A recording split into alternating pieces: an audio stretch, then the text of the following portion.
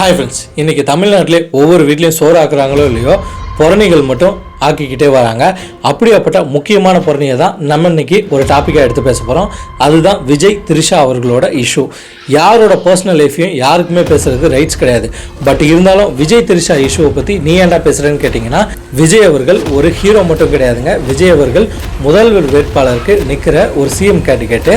அது மட்டும் இல்லாமல் விஜய் அவர்களை ஒரு ஃபேனாக ஃபாலோ பண்ணிகிட்டு இருந்த நிறைய நண்பர்கள் இருக்காங்க. இன்றைக்கி அவங்கெல்லாம் கட்சியோட பொறுப்பாளர்களாகவும் இருக்காங்க, கட்சிக்கு வாக்களிக்கும் ஒரு சாதாரண மக்களாகவும் இருக்காங்க.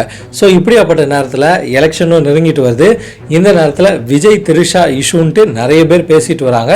இது எந்த அளவுக்கு உண்மை, இதை நம்ம எப்படி இந்த கருத்தை எடுத்துக்கணும், இதை தான் இன்றைக்கி வீடியோவில் டீட்டெயிலாக பார்க்க போகிறோம். ஸோ விஜய் அவர்களை பற்றி நாட்டம் இருக்கவங்க இந்த வீடியோவை ஸ்கிப் பண்ணாமல் பாருங்கள். விஜய் அவர்களை பற்றி நம்ம சொல்லணும்னா, அவங்க அப்பா அறிமுகப்படுத்தினார் நம்ம விஜயகாந்த் சாரோட படத்தில்.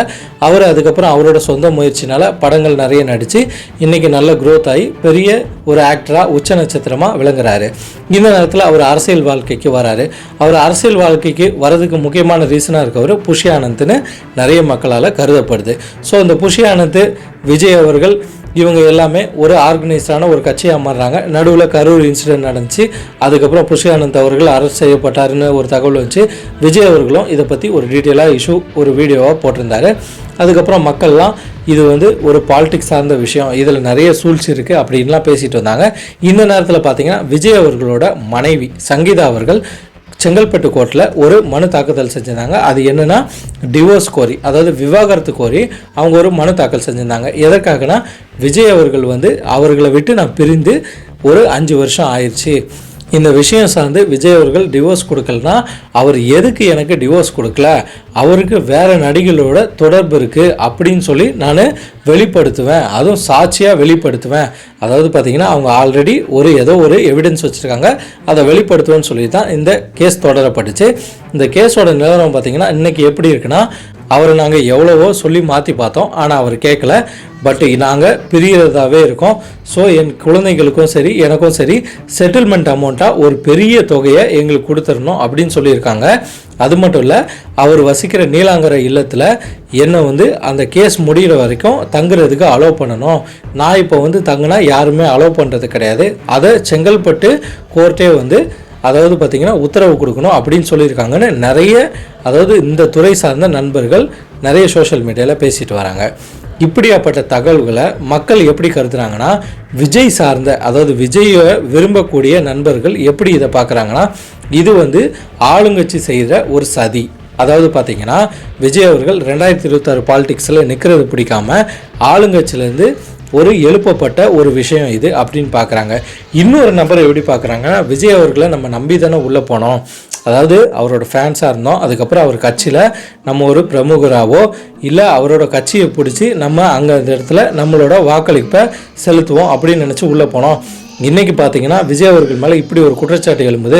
ஸோ இவரும் ஃபேக்கு தான், மற்றவர்கள் மாதிரியே தான் இவர் எந்த விதமான மாற்றத்தையும் கொண்டுட்டு வர மாட்டார், நம்ம அந்த கட்சிக்கு போனதே வேஸ்ட்டுன்னு சொல்லிட்டு இன்னொரு நபர் பேசிட்டு வராங்க. ஸோ இதில் எது உண்மை எது பொய்ன்னு நமக்கு தெரியாது. ஆனால் மக்களாகிய நாம் ஒரே ஒரு விஷயத்தை சிந்திச்சு பார்க்கணும்.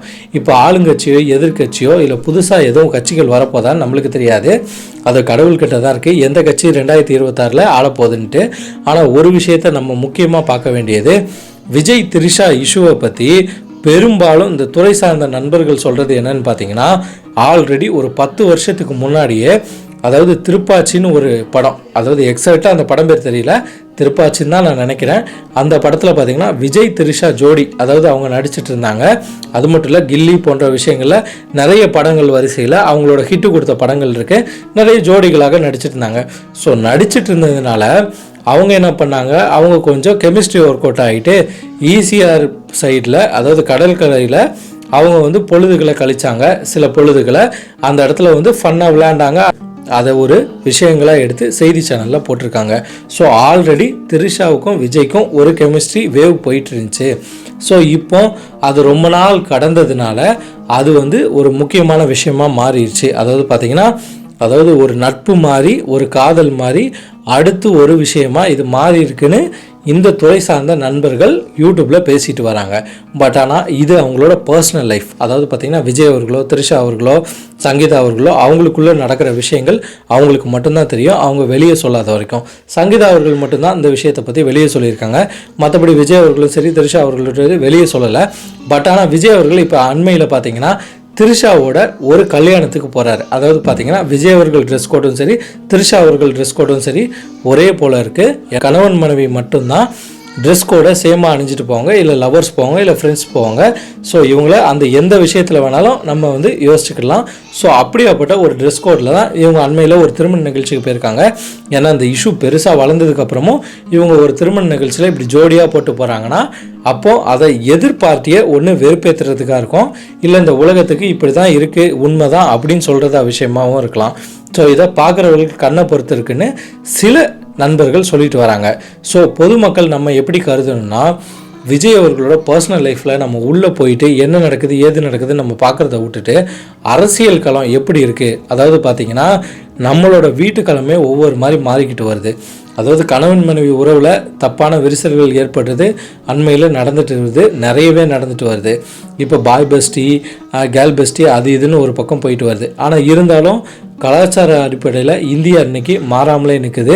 அந்த கலாச்சாரத்தை நம்ம போற்றி காப்பாற்றுறோம். ஏன்னா ஒவ்வொரு இந்திய குடிமகனும் கையிலையும் இந்த கலாச்சாரம் கட்டுப்பாடுகள் இருக்கிறதுனால தான் நம்மளுக்கு வெளிநாடுகள் போனாலும் நம்ம மேலே ஒரு தனி மதிப்பு இருக்குது. ஸோ இந்தியர்கள்னாலே கலாச்சாரம் பேஸில் இருக்கவங்க. அது மட்டும் இல்லை, நம்மளுக்குன்னு ஒரு தனி சட்டம் இருக்குது.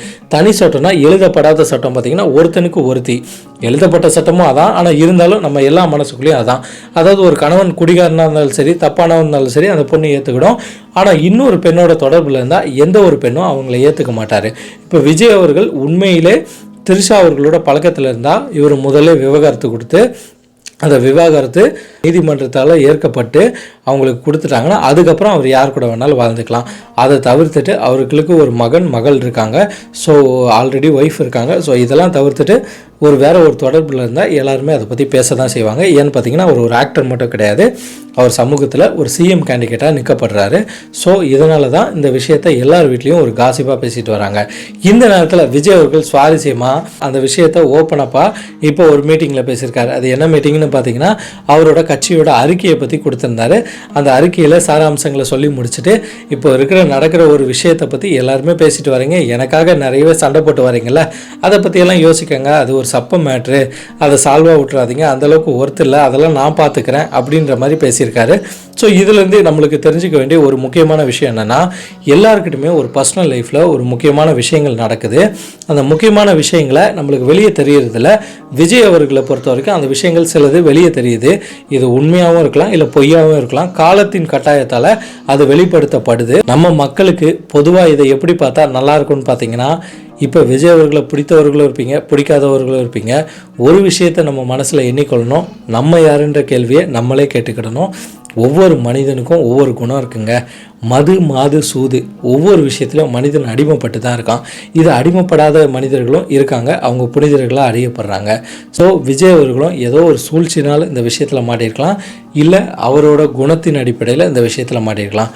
ஸோ நம்ம அடுத்தது எப்படி எடுத்துக்கொள்ளணும்னா அரசியலாக நம்ம கருதுறதுன்னு ஒன்று தாங்க. அதாவது பார்த்திங்கன்னா நம்மளோட சாலைகள் எப்படி இருக்குது, நம்ம வசிக்கிற தெருக்கள் எப்படி இருக்குது, நம்மளோட குழந்தைகளுக்கு கரெக்டான கல்வி கிடைக்குதா, கரெக்டான மருத்துவம் கிடைக்குதா, இதெல்லாம் பார்த்து நம்ம அடுத்த ஓட்டை போட்டோன்னா நம்மளுக்கு எந்த விதமான பிரச்சனையும் கிடையாது. அதை விட்டுட்டு அரசியல் மோகத்தில் ஒரு நடிகர் மோகத்தில் அவரோட சொந்த விஷயங்களை நம்ம கருதி பேசிக்கிட்டே இருந்தோம்னா நம்மளோட காலங்கள் கழிஞ்சிரும். ஸோ சமூகம் சார்ந்த விஷயங்களை உங்ககிட்ட கொண்டுட்டு வந்து சேர்க்கறது தான் நம்ம சேனலோட முக்கியமான நோக்கமே. இதே போன்ற சமூகம் சார்ந்த செய்திகளை நம்ம சேனல் வாயிலாக தெரிந்து கொள்வதற்கு த மிதுன் ஸ்டோரி சேனலை சப்ஸ்கிரைப் பண்ணுங்கள், ஷேர் பண்ணுங்கள், லைக் பண்ணுங்கள். நீங்கள் பண்ணுற ஒவ்வொரு ஷேரு சப்ஸ்கிரிப்ஷன் லைக்கில் மட்டும்தான் எனக்கு அடுத்தடுத்த வீடியோ போஸ்ட் பண்ணுறதுக்கு உந்துதலாக இருக்குன்றதை என்றைக்குமே மறந்துடாதீங்க. நானும் உங்கள் மிதுன் அடுத்த காணொலியில் சந்திக்கலாம். பாய்.